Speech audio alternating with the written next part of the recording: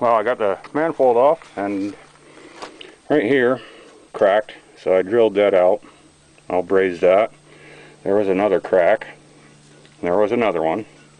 Probably have more, but that's all the ones I can find. And you might be able to see it. That's not too good looking.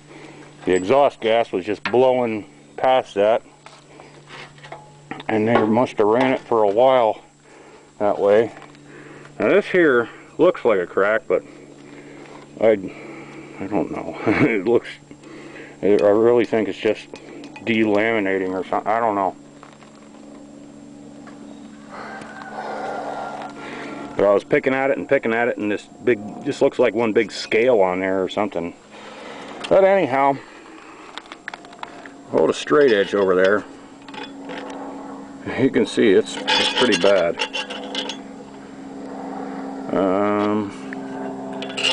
I'm gonna say, boy, looking at it from my point of view, right there it is above it. You might be able to see, that's probably a good 3/16 of an inch. It was blowing out there. Just that exhaust gas was chewing away at it. Up here, got a little bit of a line,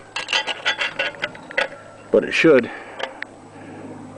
look like that. You know, it should be nice and flat right across. And this thing, I could get a manifold, and it's an $80 price. That's not including shipping. Who knows what shipping would be for one of these things? It probably weighs about, I don't know, maybe 10 pounds, 15, something like that.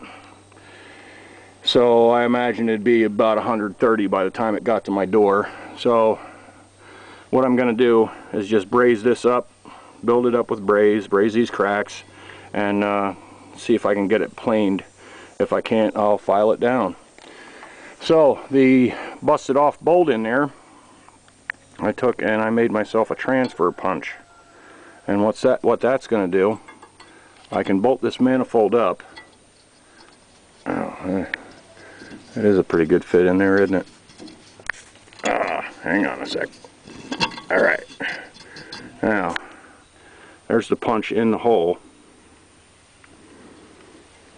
If frickin' come on, focus, you bitch. Well, anyhow, that's going to hold that little nub, the punch, perfectly center on that bolt. And I made the punch on the engine lathe out of an old head bolt off a, well, this is an early Rabbit, because it's just a Allen bolt. I think, boy, after '78 they were using the 12-point recessed bolts. I'm not sure, but this is an old head bolt. But anyhow, it's probably at least grade 8, grade 10, so it should be pretty hard stuff, and it should make a good mark.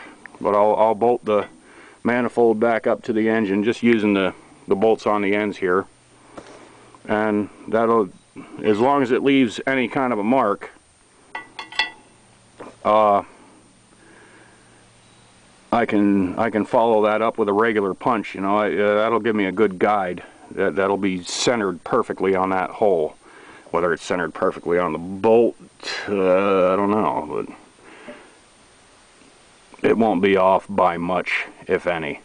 These holes here on the ends, when I took the bolts out, they were pouring antifreeze out. I'm like, what the heck? Somebody must have drilled in there and retapped them or something and got too far. No, apparently that's just how the block is from the factory.